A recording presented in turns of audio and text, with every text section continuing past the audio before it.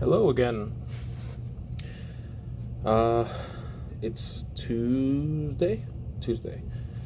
Um, and I wanted to record a video because um, yesterday was tough. Yesterday was the first hard day for me. Um, Memorial Day, normal regular day. Day before, I had made ribs on the barbecue, and we had pot of rice and beans for dinner, and I had my cousins over for a socially distant barbecue. Nobody hugged. Nobody. I don't even think we shook hands. I think we touched elbows. And everybody stayed away from each other, but just to have a little taste of normal. So they came over, and I had done well the rest of the week, so I allowed myself a cheat day. And it was the first day since I started counting my calories that I allowed myself to go over. I went over by about 400 or so calories. I did well for breakfast and lunch. So even though, I only had 3/4 of a cup of rice or so, it wasn't a lot of rice, but I had a bunch of ribs, and I was drinking wine and beer.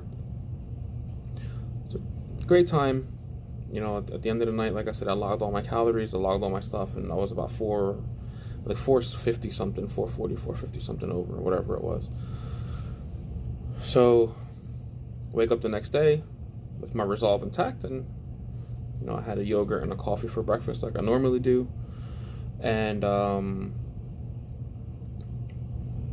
lunchtime, I was hungry. I was looking for a snack, which, again, I'm getting into a better eating schedule. So I have breakfast before 9, sometime around 10:30. I'll have a small snack. It could be I bought broccoli florets. Sometimes I have an individual serving cup of Pringles. It could be a rolled up slice of ham and cheese, just something to get in my stomach. So my snack time came around. I had my snack, and then my lunchtime came around, and then I had my lunch, which was modest. I don't remember what it was. It's on my app, but I did well for my lunch. I think I had leftover ribs. So that was only like 600 calories for lunch or something like that. So it was good. But I found myself going to the fridge, and I found myself struggling. Maybe it was an idle mind thing. I'm not sure. But I found myself having a tough day with my eating. Maybe I was bored. I don't know. But it was hard. It was a very, very difficult internal struggle to not eat.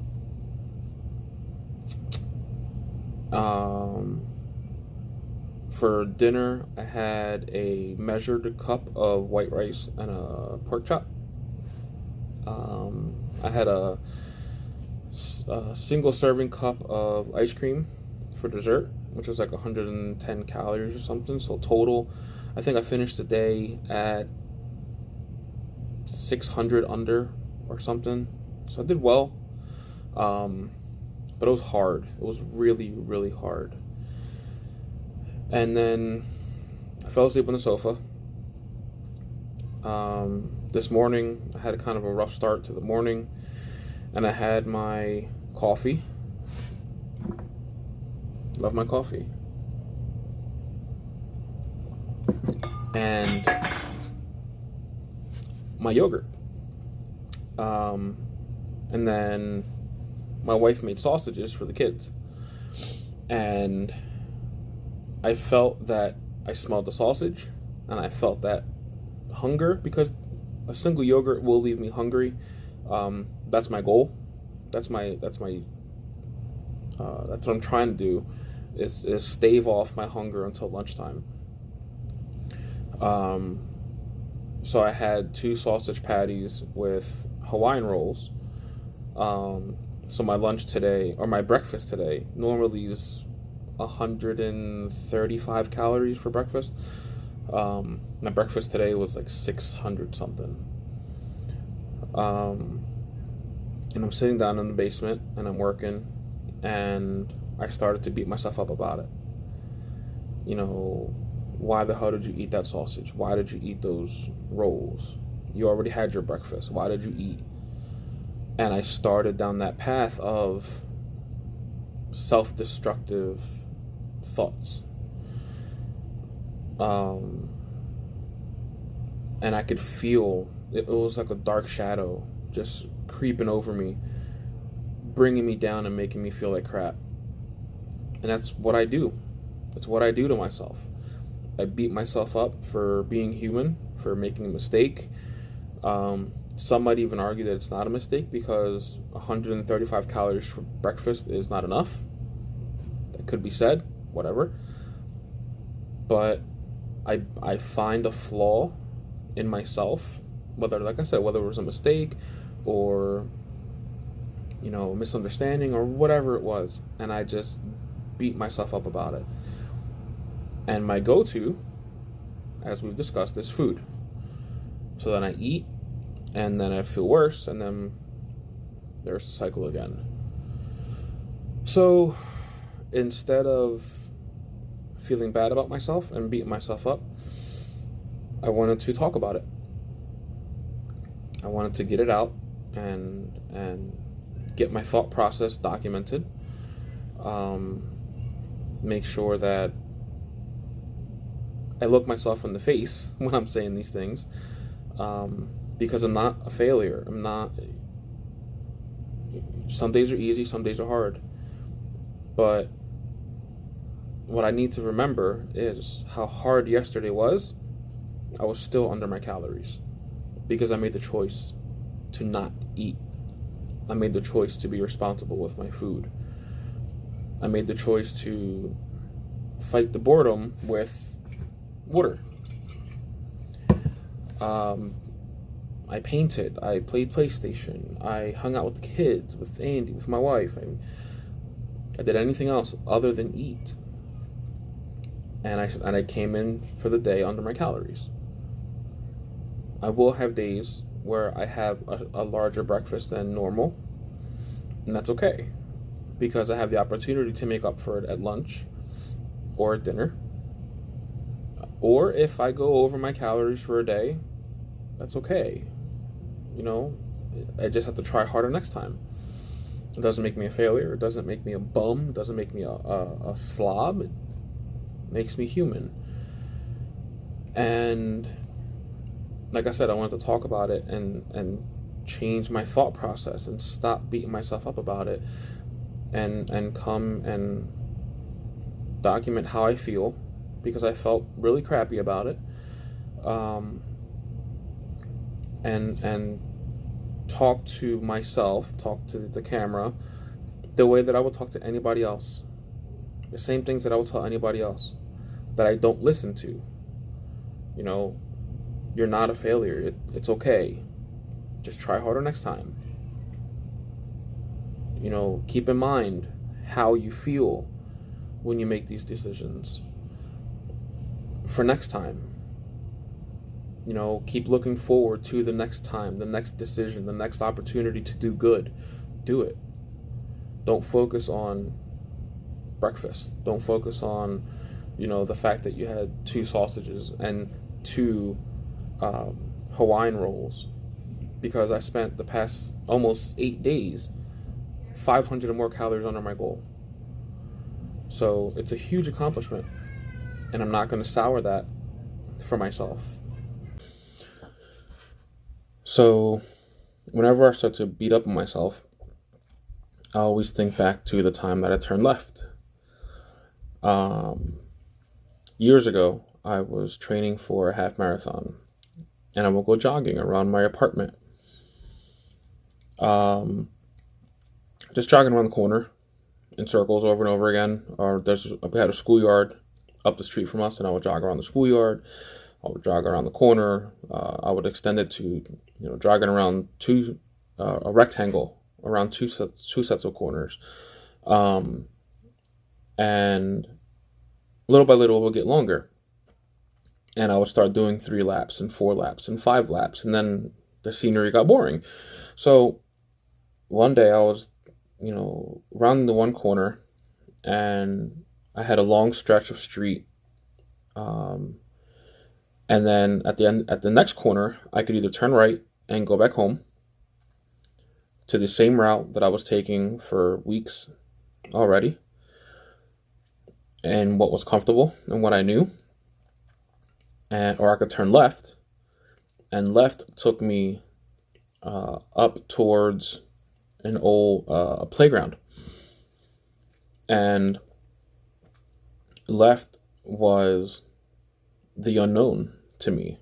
I had never run that way before. I drove it over and over again, so I knew the area, but I never run it. And I thought to myself, it was like a fleeting thought, just really quick. Oh, you know what? I should turn left and run to Burholm Park. And immediately, my brain was like, no, that's kind of far. And I wound up having an internal dialogue with myself where I would tell myself, no, you can do it. I think you can do it. And then the other part of me was, your legs are already sore. No, but it's not that far. It's far, but it's not that far. Yeah, but if something happens and you're going to be further from the house and Andy's going to have to come get you if you trip. Nah, I haven't tripped once. And it was a conversation back and forth in my head. And it was me, but it was two separate voices, two very different people. It was the person that kept me down, that kept me from succeeding, that kept me from getting better, and the person that had hope for the future, the person that kept driving me forward. And they were arguing, and I made a decision. I got to the corner, and I turned left. And I told that part of my brain to just shut up.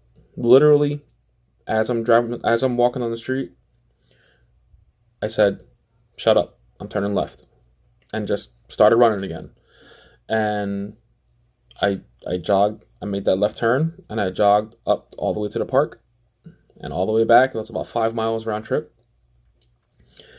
And my legs were burning. My lungs were burning. I had walked numerous times, but I made a decision to go to the park, and I didn't change my mind. And that always stuck with me. That moment in time that I turned left, that millisecond that it took my brain to actually shut up and make that decision, turn left, was so powerful, because that led me to understand that I can control my decisions. I can control my impulses, good and bad. I can tell the bad decisions to shut up. I can, empower the good decisions and make something good. It's hard, but I can. And it reminds me that I'm in control. Not my stomach, not my hunger, me. I choose when I want to give in. I choose when I want to fight. And some days it's really hard. And that's okay. There's going to be other hard days. And I have to rely on my resolve. I have to rely on my support system. I have to rely on forgiving myself when I do make a mistake, I have to continue to stand up when I fall, continue to take that next step, continue to make better choices next time, and just keep going forward. It's not easy. It's not easy, but tripping does not make you a loser. Failing in the moment does not make you a failure. It's hard, and that's expected to be hard, but nothing in life worth doing is easy. So keep it up, keep going, keep taking that next step, keep standing up, keep making better choices, and you'll get there. You'll get there. Promise. See ya.